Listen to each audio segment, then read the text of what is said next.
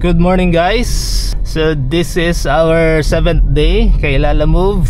And nakakuha na ako ng first booking dito lang sa Pembo.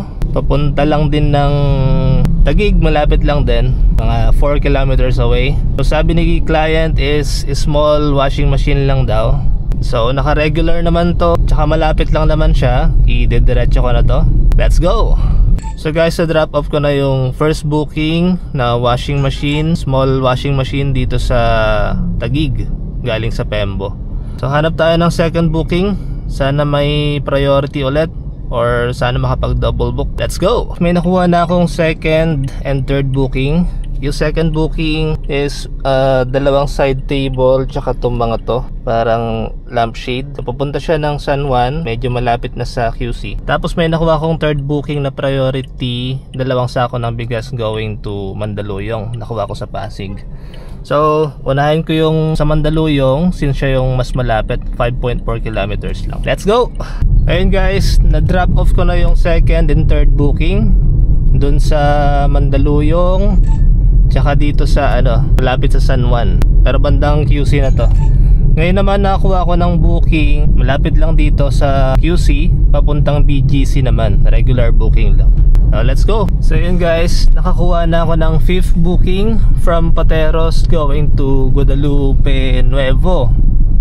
So lapit lang, around 4 hanggang 5 kilometers away. So na-pick up ko na yung items, 5 boxes siya. So wala na akong pwede isabay. So diretso na natin to. Regular booking naman, so okay lang din. Tsaka malapit lang siya, 2.4 kilometers na lang. Let's go! Ayun guys, na-drop off ko na yung 5th booking sa Guadalupe. Tapos from Guadalupe, nakakuha ko ng pang 6 booking going to Santo Martin, Taguig.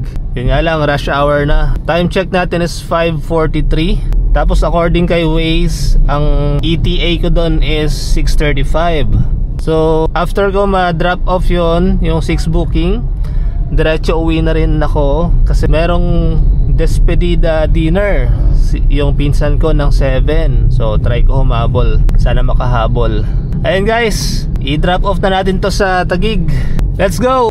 Ayun guys, na-drop off ko na lahat ng 6 bookings. So nakapagpagas na ako. Ang total kinita natin for today sa 6 bookings is 1682.40. Plus ang tips from clients ay 21 pesos.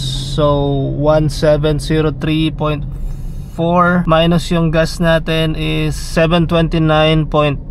So total kinita natin for today is 973.78. Ayun guys, so time check 7:38. Medyo late na ako sa despedida dinner ng pinsan ko, which is supposed to be 7. Habol na lang tayo. Thank you guys for watching. Paring Sam signing out. See you sa next video. Bye bye.